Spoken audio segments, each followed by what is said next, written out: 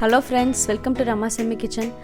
இன்னைக்கு நம்ம சூப்பரான ஒரு லஞ்ச் தான் பார்க்க போறோம். ரொம்ப ஹெல்த்தியான லஞ்ச் கூட கீரை ரைஸும் ஒரு கத்திரிக்காய் ஃப்ரையும் தான் பார்க்க போறோம். சூப்பரான காம்பினேஷன் இது. ரொம்ப ஈஸியா செஞ்சிடலாம். மிஸ் பண்ணாம பாருங்க. இப்போ வந்து நம்ம குக்கர் வச்சுக்கலாம். குக்கர்ல ஒரு டேபிள்ஸ்பூன் எண்ணெய் விட்டுட்டு கடுகு தாளிச்சிக்கலாம். அது கூடவே ஒரு 1/2 டீஸ்பூன் அளவுக்கு சீரகம், வெந்தயம் ஒரு 1/2 டீஸ்பூன் அளவுக்கு. எல்லாம் நல்லா பொரிஞ்சதுக்கு அப்புறமா 3 வரமிளகாய், கொஞ்சம் பெருங்காயம் எல்லாத்தையும் சேர்த்து நல்லா வதக்கிக்கலாம். இது கூடவே ஒரு 4 பூண்டு பல் தோலோட தட்டி சேர்த்துக்கிறேன். 2 பச்சை மிளகாய், கொஞ்சம் வெங்காயம் வந்து நைஸாக கட் பண்ணதை அது கூட சேர்த்துக்கலாம். இது எல்லாத்தையும் சேர்த்து நல்லா வதக்கிடலாம்.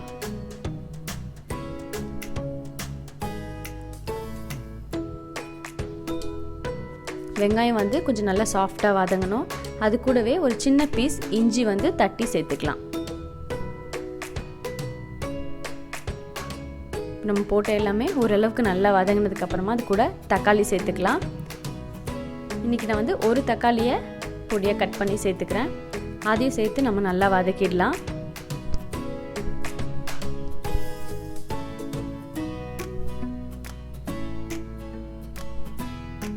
நம்ம போட்ட வெங்காயம், தக்காளி, பச்சை மிளகாய், பூண்டு எல்லாம் நல்லா வதங்கியாச்சு. இப்போது வெங்காயம், தக்காளி, பச்சை மிளகாய் வதங்கினதுக்கப்புறம் பருப்பு சேர்த்துக்கலாம். இப்போது 50 கிராம் அளவுக்கு பாசிப்பயிறு ஊற வச்சு நல்லா வாஷ் பண்ணி வச்சுருக்கேன், அதை சேர்த்துக்கலாம். அது கூடவே பருப்பு ஒரு 50 கிராம்.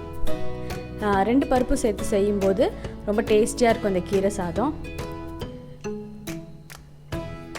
இப்போ பருப்பு சேர்த்ததுக்கப்புறம் நல்லா எல்லாத்தையும் ஒன்றா கலந்து விட்டுருங்க. அது கூடவே கட் பண்ணி வச்ச கீரை, இன்றைக்கி வந்து நான் அரைக்கீரை எடுத்திருக்கேன். பாலக்கீரை, சிறுகீரை, எந்த கீரையாக இருந்தாலும் டேஸ்ட்டாக இருக்கும். அதை நல்லா வாஷ் பண்ணி பொடியாக கட் பண்ணி பருப்பு கூட சேர்த்துக்கலாம். எல்லாத்தையும் சேர்த்து நல்லா ஒரு வாட்டி கலந்து விட்டுட்டு இதுக்கு தேவையான மசாலா சேர்த்துடலாம். இப்போ ஒரு 1/4 டீஸ்பூன் மஞ்சள்தூள் சேர்த்துக்கலாம். இது கூடவே கொஞ்சமாக காரத்துக்கு ஒரு 1/4 டீஸ்பூன் அளவுக்கு காரத்தூள் சேர்த்துக்கலாம். தனி மிளகாய் தூள். இப்போ இது எல்லாத்தையும் சேர்த்துட்டு நல்லா ஒன்றா மிக்ஸ் பண்ணிவிடுங்க. ஒரு நிமிஷம் அளவுக்கு வதக்கினா போதும். இப்போ இதுக்கு தேவையான அளவுக்கு நம்ம தண்ணி சேர்த்துடலாம். இந்த 1 டம்ளர் அளவுக்கு நான் ரைஸ் எடுத்திருக்கேன். ஸோ 1 டம்ளருக்கு 2 டம்ளர் அளவுக்கு தண்ணி சேர்த்துக்கலாம். பருப்பும் சேர்த்து நான் இன்றைக்கி 5 டம்ளர் அளவுக்கு தண்ணி வைக்கிறேன். ஏன்னா கொஞ்சம் குழஞ்சிருந்தால் டேஸ்ட்டாக இருக்கும் சாப்பாடு. இப்போ எல்லாத்தையும் நல்லா ஒன்றா மிக்ஸ் பண்ணிவிட்டு தேவையான அளவுக்கு நம்ம உப்பு சேர்த்துடலாம்.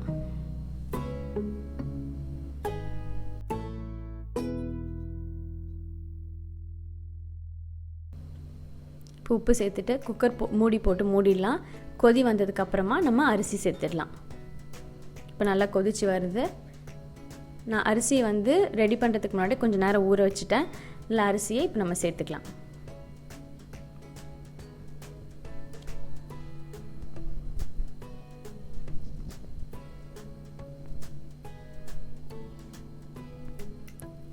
அரிசி எல்லாத்தையும் சேர்த்துட்டு நல்லா ஒன்று சேர ஒரு வாட்டி கலந்துட்டு குக்கரை மூடி நம்ம விசில் போட்டுடலாம். நல்லா உங்களுக்கு எந்த அளவுக்கு உங்கள் குக்கருக்கு தேவையான அளவுக்கோ அந்த அளவுக்கு 2லேருந்து 3 விசில் அளவுக்கு நம்ம விட்டுக்கலாம். இப்போ அடுத்தது நம்ம இதுக்கு தொட்டுக்கிறதுக்கு கத்திரிக்காய் ஃப்ரை எப்படி பண்ணுறதுன்னு பார்க்கலாம். ஒரு டேபிள்ஸ்பூன் எண்ணெய், தாளிக்கிறதுக்கு கடுகு, கொஞ்சம் உளுத்தம்பருப்பு. இப்போ இது நல்லாவே எல்லாம் நல்லா ரோஸ்ட் ஆகட்டும்.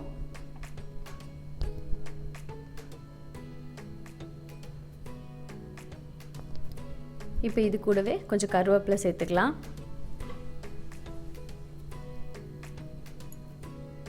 இப்போ கட் பண்ணி வச்ச கத்திரிக்காய் சேர்த்துக்கலாம்.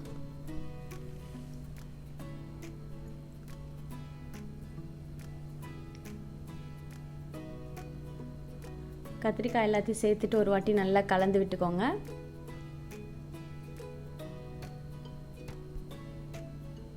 இப்போது இது கூடவே நம்ம தேவையான மசாலா சேர்த்துக்கலாம். 1 டீஸ்பூன் அளவுக்கு மிளகாய்த்தூள், 1 டீஸ்பூன் மஞ்சள்தூள் சேர்த்துக்கலாம். தேவையான அளவுக்கு உப்பு சேர்த்துக்கலாம்.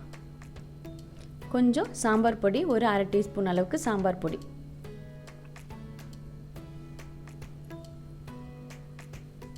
இது எல்லாத்தையும் சேர்த்து ஒன்றா மிக்ஸ் பண்ணிடலாம்.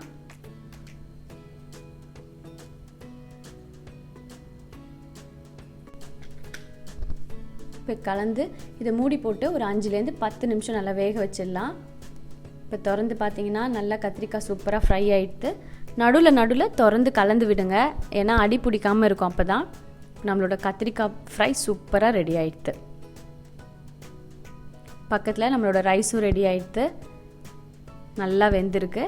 இது கூடவே இப்போது நம்ம 2 ஸ்பூன் அளவுக்கு நெய் சேர்த்துக்கலாம். குக்கரை திறந்ததுக்கு அப்புறமா சேர்த்துக்கோங்க. கூட கொத்தமல்லி தழை, நெய்யும் கொத்தமல்லி தழையும் சேர்த்துட்டு நல்லா கலந்து விடுங்க. பார்க்கவே கீரை ரைஸ் ரொம்ப சூப்பராக இருக்குது, நல்லா வாசனையும் நல்லா இருக்குது. இப்போது டேஸ்டியான ஹெல்த்தியான கீரை ரைஸும் ரெடி, கூடவே நம்மளுக்கு கத்திரிக்காய் ஃப்ரையும் ரெடி ஆகிடுது.